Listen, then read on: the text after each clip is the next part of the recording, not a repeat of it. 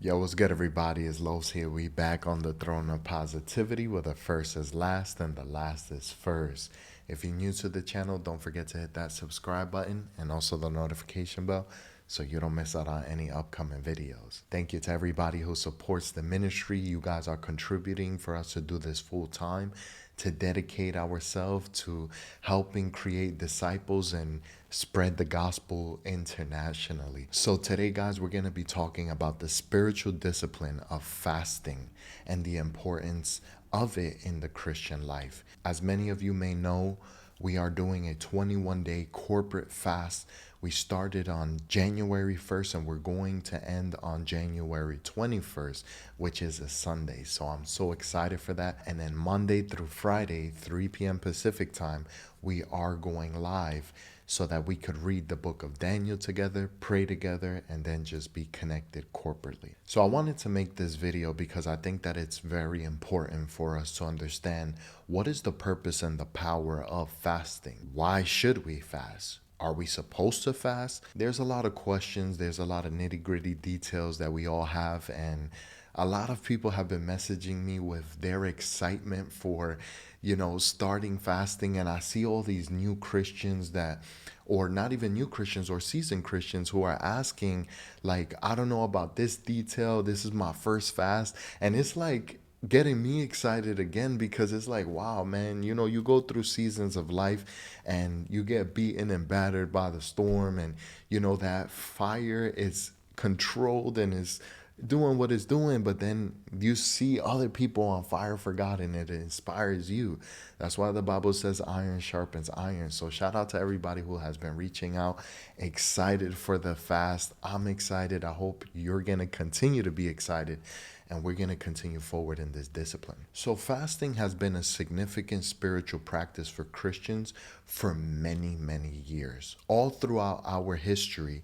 And even before our history as Christians in the church, the Jews practiced fasting specifically. We know this through the many interactions that Jesus has with the Jewish culture, his own culture, and the Pharisees that he did interact with, that fasting is a discipline that they have practiced for many, many years. So what is this discipline exactly? It's one that calls us as believers to abstain from food or specific pleasures for a designated time for a designated purpose. And that purpose, as I can describe it, is one where we seek deeper connection with the Lord, self-discipline, and spiritual growth. Fasting has been a solid biblical foundation since the beginning. There has always been a period where there is abstinence from something, right? That's what fasting generally is. Even in the beginning, we can say that God fasted, right? Because if we want to look at this from a curious perspective, God created the world, all of creation, in 6 days, right? And on the seventh day, he abstained from his work and rested as he took pleasure in what he created. So we can say that on the seventh day, God technically fasted. And just to get a couple more examples of fasting in the Bible, we see Moses, who fasted 40 days and nights atop Mount Sinai while he was seeking the Lord. We have Elijah, who did the same on his journey to Mount Horeb. David fasted in such a unique way when he committed his sin with Bathsheba and she became pregnant, and the child was at the edge of its life, and he was fasting so that the Lord would perform that life-saving miracle that he was looking for. Esther called the corporate fast so that the people of Israel may humble themselves before the Lord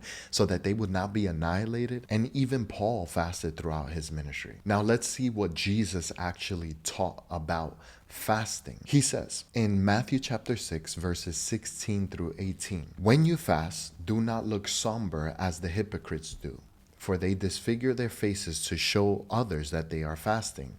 Truly I tell you, they have their reward. But when you fast, put on oil on your head and wash your face, so that it will not be obvious to others that you are fasting, but only to your Father who is unseen, and your Father who sees what is done in secret will reward you." So This is something that a lot of people have a question about. And when you go through seasons and seasons with the Lord and you have fasting as your discipline and a practice that is consistent in your life, it is inevitable that people are going to ask you, we're at this party. How come you're not eating? Or, your mom all of a sudden is making a feast. Like everybody wants to know why you're not eating. And you would read that and you would think like God doesn't want you to tell anybody about your fasting. Just be secretive about it. That's not the point of this. The point is that the Pharisees, they intentionally fasted so that other people can see them. And that's why Jesus is saying, don't do that. Don't be like these hypocrites. Be this way. Go in secret and do this. So as a tip, if you're doing this corporate fasting with us, the Daniel fast, then I want to encourage you. What you need to do is just be upfront with people. Hey, I'm doing a 21-day fast. It involves doing this, and that. And what that does is it eliminates all the stress and the unnecessary conversation of you having to come up with an excuse time and time again. And it actually becomes annoying after a while because you already know that once you want to start fasting, what happens is the job all of a sudden is catering lunch. They haven't catered lunch in 5 years. There's parties left and right. It's New Year celebration. It's Christmas. It's Thanksgiving. All these things are happening, and everybody wants to shove food in your face when you are obviously trying to seek the Lord. So, with that explanation of fasting, I want to give some instructions and kind of a guideline of this corporate fast that we will be engaging throughout this 21-day period.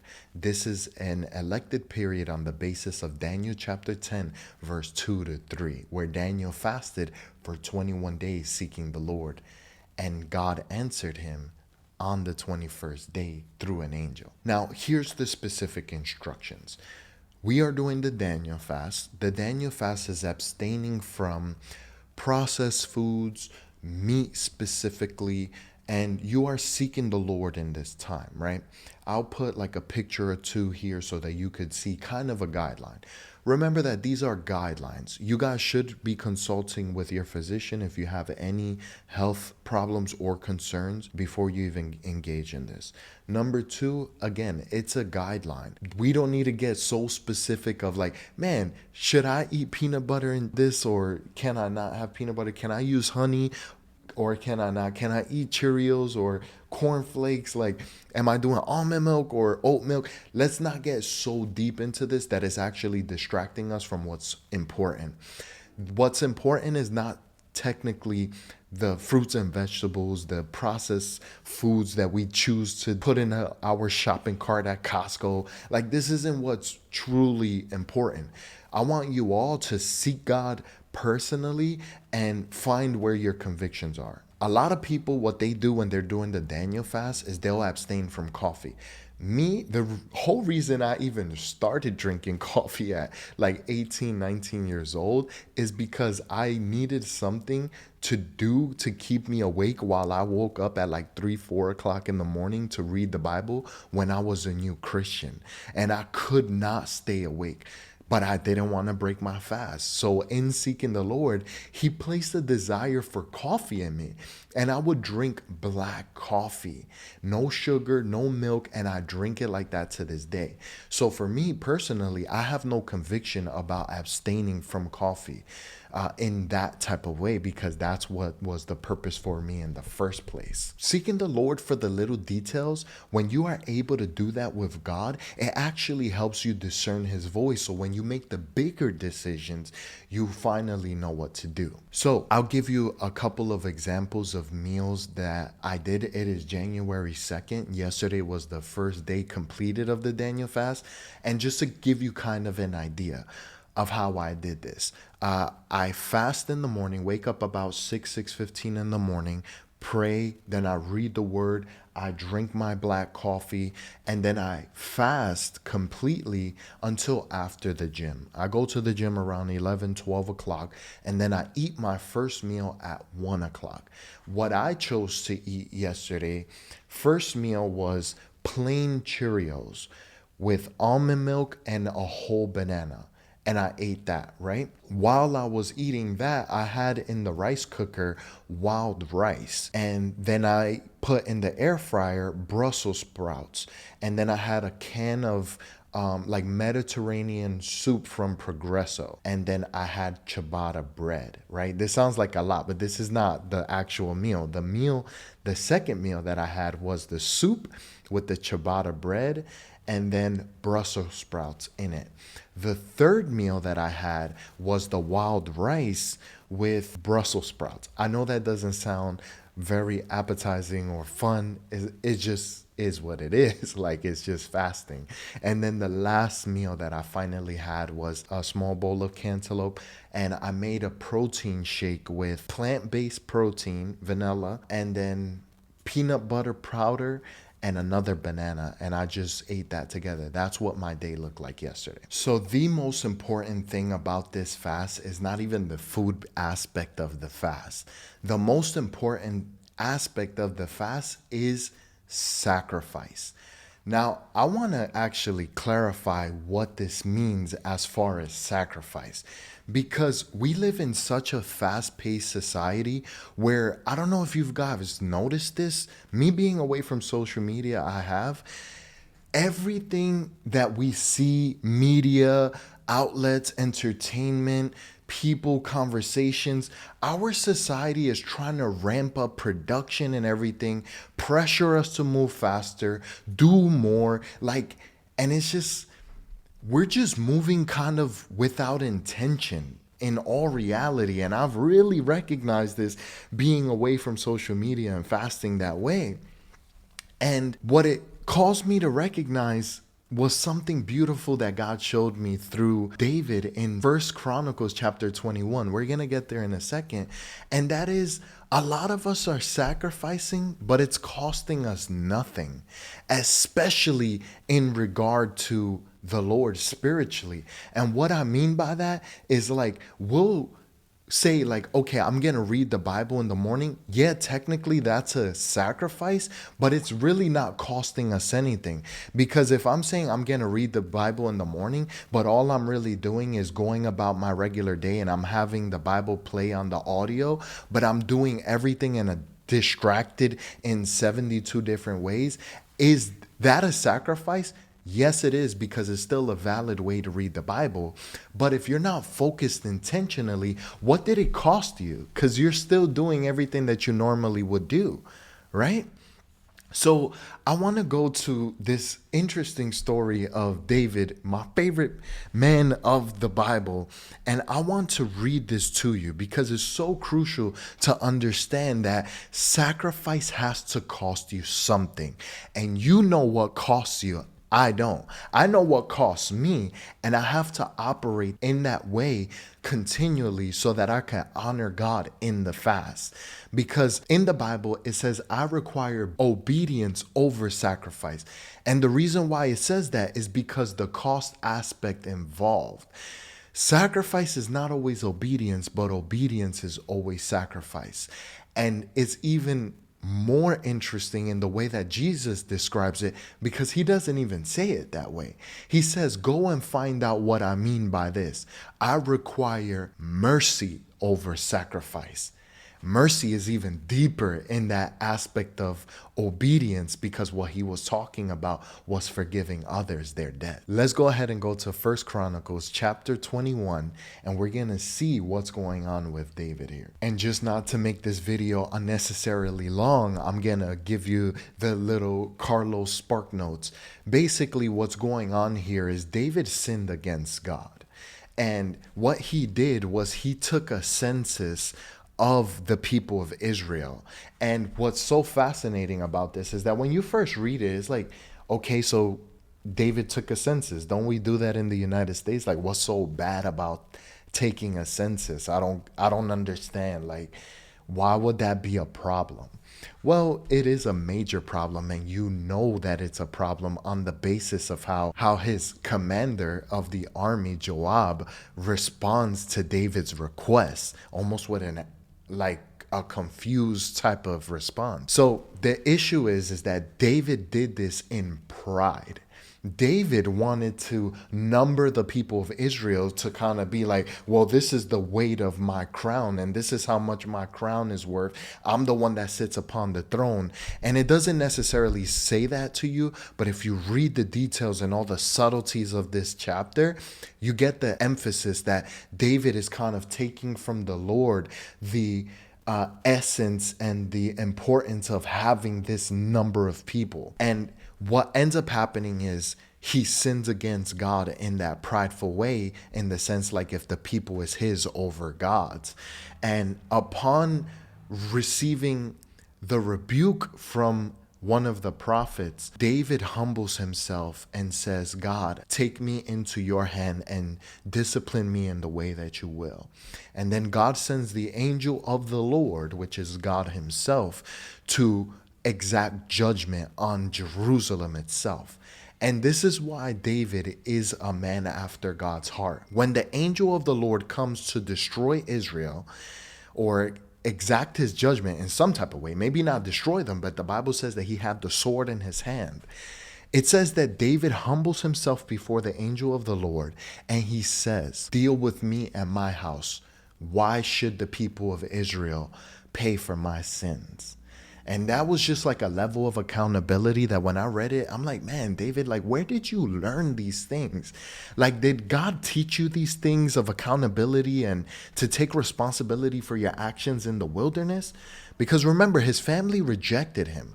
So he spent a lot of time over sheep that he's like, man, the sheep shouldn't have to pay for my error. So it's just beautiful to see that, man. So once David recognized his sin, what he ended up doing was going to Ornan the Jebusite. And Araunah's threshing floor was the location that he wanted to purchase to sacrifice to the Lord for his sin and atone for what he had done. Now, why is this important? Because in 1 Chronicles chapter 21, verse 24, David is trying to negotiate the price. Not even negotiate, he just wants to buy it. And Ornan says no, right? He doesn't want to. He wants to give it to him freely. But listen to how David responds to his offer. But King David said to Ornan, no, but I will buy them for the full price. I will not take for the Lord what is yours, nor offer burnt offerings that cost me nothing.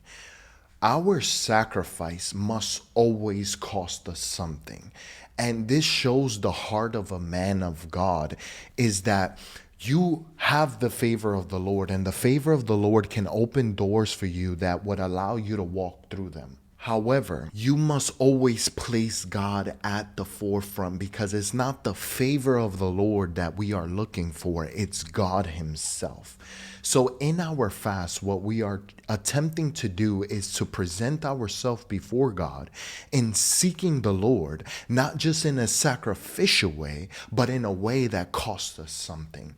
That's why it's so important when Paul says that we present ourselves to the Lord as living sacrifices, in a way that we sacrifice to the Lord that determines cost to ourselves. This is the beauty of seeking the Lord and fasting, is that this is what it's going to teach you how to do, because you're going to be presented with opportunity upon opportunity to make a decision. Do you honor God in your fasting through cost, or do you just sacrifice, saying, hey, I'm just going to do this however I want? And when you are confronted with these situations, I want you to make the choice of choosing righteousness.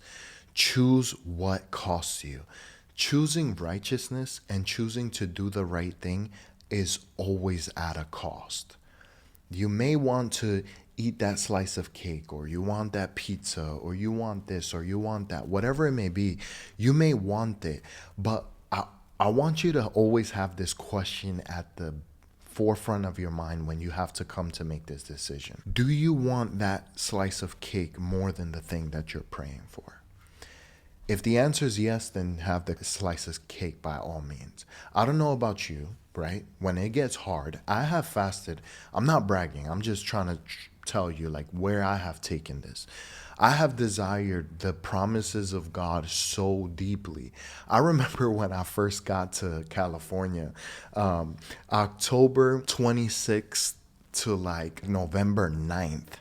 I remember fasting completely. I took one day that I did eat a meal, but then I went back straight to fasting, and it was in the middle of the fast. So I did about like 10 to 12 days of complete fasting, and it was because I desired the promises of God more than I desired even wanting to eat. I so desired for God to answer me and or receive an answer for what I just did on the 25th of October of 2020, and I was so desperate for an answer that I would always keep that in my mind. Do I want the answer for my prayers, or do I want what my flesh desires, which is to eat? And you must always make that decision. And here we are again. I'm doing this 21-day fast, and I'm presenting to the Lord my petitions, my desire for a spouse, my wife, the woman that God has for me, my desire to be established in San Diego, for my finances to be in order, or the ministry to grow. All these things that I'm presenting to the Lord, I keep that at the forefront of my heart and my mind, so that when the decision comes, like, do I want a slice of cake or do I want my wife? Like, that sounds like dumb, right? But do I want this pizza or do I want my children? Do I want to seek the Lord deeper or do I want some bag of chips?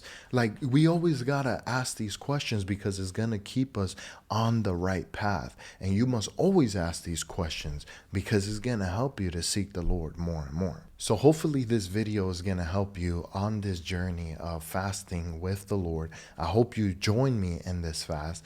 Again, you don't have to do the full 21 days. It's just the allotted time that I put as the leader of this corporate fast. Choose whatever you want. Do whatever is going to cost you. And then I can't wait to see the testimonies that are going to inevitably come. So if you're excited for that, comment down below. I look forward to what the Lord is going to do for us because I know great things are coming. So y'all know what it is. It's Los here. We on the throne of positivity where nobody shall dethrone us. We out. Peace.